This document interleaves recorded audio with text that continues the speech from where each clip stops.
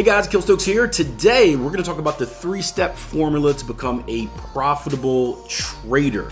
Welcome back to the Trading Coach Podcast. If you guys are brand new, my name is Akil Stokes. I am a Forex trader, investor, and trading coach over at www.tier1trading.com. So if you're ever looking to learn how to trade or want some educational resources or just a community of like-minded individuals to connect with, check us out, www.tier1trading.com.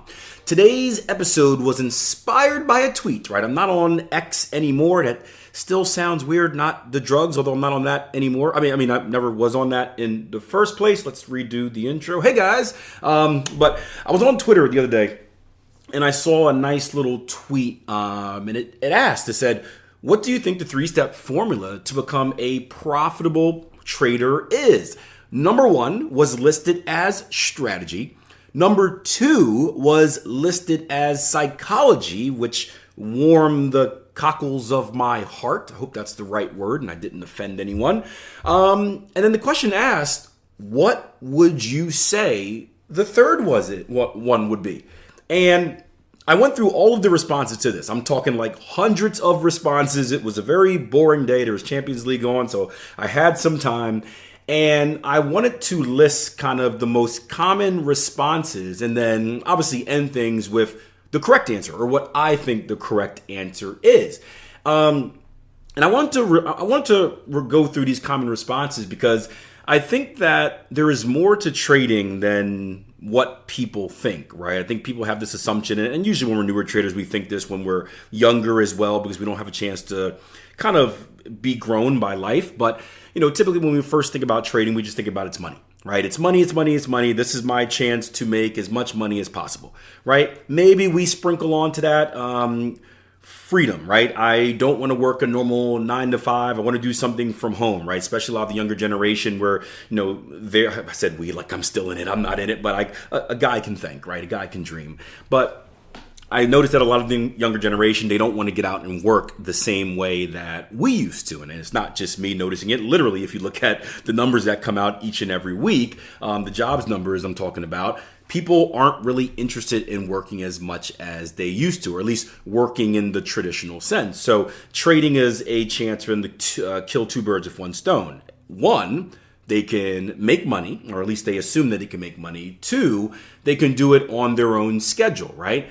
3, this opens up kind of the next thing as you evolve in kind of your trading values, which is freedom, right? Not just financial freedom, but freedom of time. So, when you think about kind of the bigger picture of trading, right, there's a lot that goes into it. There's a lot that can be achieved from it. So it's important to kind of think about some of the different things I'm going to list for you today. So this is in no particular order.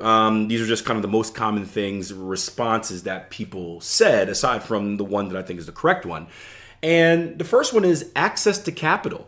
And what I mean by access to capital is this. You have a strategy, which means you have something that has a statistical edge that is proven it can make money in the market. Psychology, you have the mental and emotional skills to execute said strategy and extract that profit from the market. 3, which would be access to capital, is you need money. And this is an underrated one, right? At first I was like, I'm thinking access to capital, like prop firm trading or managing money, kind of the routes that I took in my trading career. But access to capital in general is important because you need money to make money, right? Chip in a chair. If you don't have a chip, you don't have a chair at the table. If you don't have a chair at the table, you can't play the game. If you can't play the game, you can't make money. Fortunately, in trading, there are different ways you can access capital. We'll start with kind of the more professional ways, quote unquote professional ways, right? A lot of routes that traders take is going to be prop firms, whether a brick and mortar prop firm, like one that actually works in a building, a true professional prop firm. And I don't mean professional in disrespect to the other prop firms, but then there's also online prop firms where you can do it online. And I say no disrespect because there are some very, very good online prop firms out there, but there are also a lot of filthy, dirty ones that have no intentions of putting you in a position to win and actually gain capital, have no intentions of, if you do pass the challenges, helping you grow as a trader. And for the most part, they're not really setting traders up for success. They're just a business funneling traders in, knowing that, hey, 90% of the people that come in are not going to make it, but I'm getting a 100% entry fee or challenge fee from all of them. So my job is just to funnel as many people through this process as many times as possible, selling them the hope that they can one day make it. And if they do make it, then boom. Maybe I actually am a prop firm that gives an actual payout, and then you help my firm make money. Many others don't actually give payouts. There are credits and all this other weird stuff. And you can visit some previous Trading Coach podcast episodes on prop firms if you want more detail about that. But we do need access to capital. Another way to have access to capital is your own capital. And this is the tough part. This is the part that many traders struggle with, because many traders, again, especially younger traders, are impatient. We always say that before you get into trading, you need to have your personal finances in order, right? If you are reckless and $1 million worth of debt, you're not going to be able to approach trading with the right mindset, because you have this need to make money, and then psychologically that's going to get you in weird places. So make sure you take care of your personal finances first, and understand that trading is a long game, right? You're not going to learn how to be you're not going to be a successful trader in most cases in a few months, right? It's going to take a year, maybe a few years. So when you set up your plan to learn how to trade and go through the process that it takes to become a good trader, which again could be a year and a half, a 2-year process, also set up a plan to take care of your personal finances, whether it's getting a secondary job that you can use and just stash that money away to one day fund your trading account, whether it is just working more hours at your job, whether it's exploring different loan opportunities, right? If you're someone that's a little bit more confident and you're going to use other people's money to fund your trading with the understanding that you're going to outproduce what you owe back on that loan. But access to capital is important, and it's technically needed. So maybe it should be a number 3, because you can't trade with no money unless you're trading for other people. But I think that's a really, really good one. The next one I want to touch on is working on personal life / working on self. And this is that growth mindset.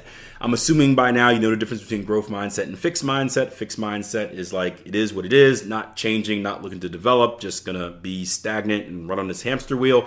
Growth mindset is that you're looking to improve, and you're not just looking to improve as a trader, but you're looking to improve as a person in all areas of your life.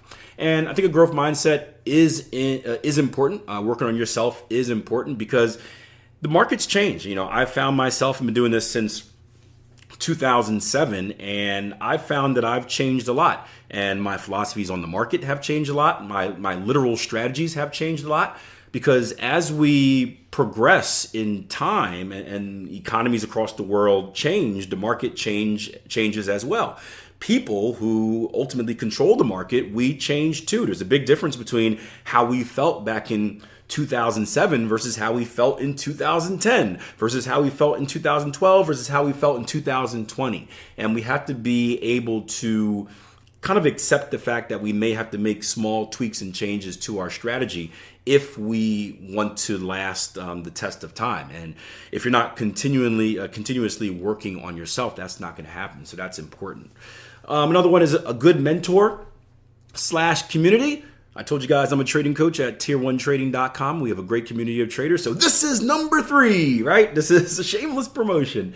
I do feel it's important. And I'm not biased in saying that. I say that from someone who tried both. I tried doing it on my own. I was very stubborn, meaning that I was very stubborn, very confident. I believe that I can do everything myself, and that I had to kind of bow down to the trading gods and say that I need help. So I needed to get a mentor to put myself on the right path. I needed a community to keep myself sane through that process, because trading is a very lonely process where you feel by yourself. And when you feel by yourself and you're isolated, it's no different than kind of being, isolated in prison. And there's a reason people go crazy when they're in a jail cell by themselves and you don't have kind of people to talk to. As human beings, we require communication. We require community. And when we don't have that, it has a detrimental effect on our psychology. And as listed as number 2, psychology is a big part of trading. But Communities and mentors are key.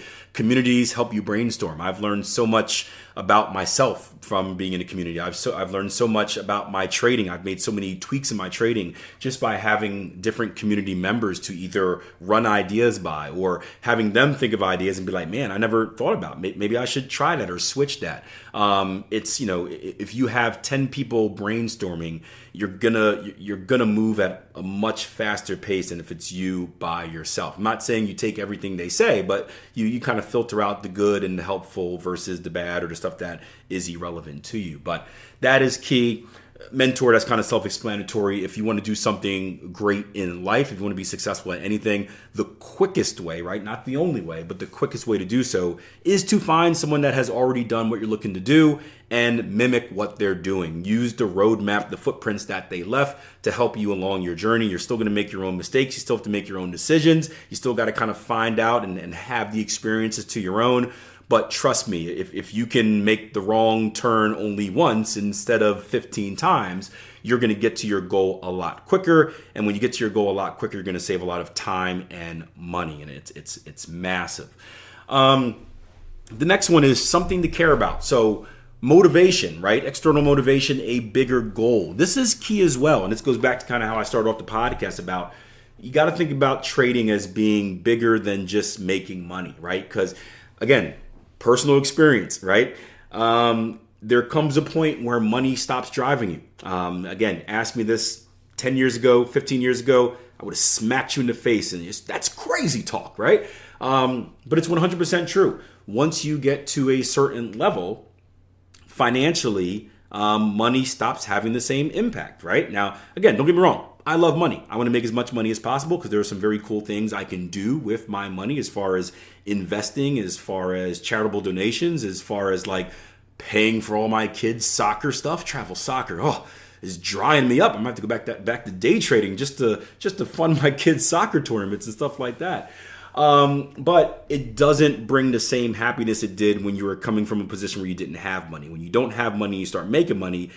All these new doors open up because you're no longer like getting the red bill in the mail, right? You guys know what the red bill is. That's that final notice, right? You're no longer getting that in the mail. You're no longer praying that the car doesn't break down because you don't have enough money to fix it. You're no longer eating cheese sandwiches and peanut butter sandwiches and ramen on a regular basis. You can go out to eat when you want to eat instead of planning it like weeks in advance and stuff like that. You no longer have to go to Olive Garden and just take bags and bags of free salad and bread to feed yourself for the next few days. So it opens up a lot of freedom.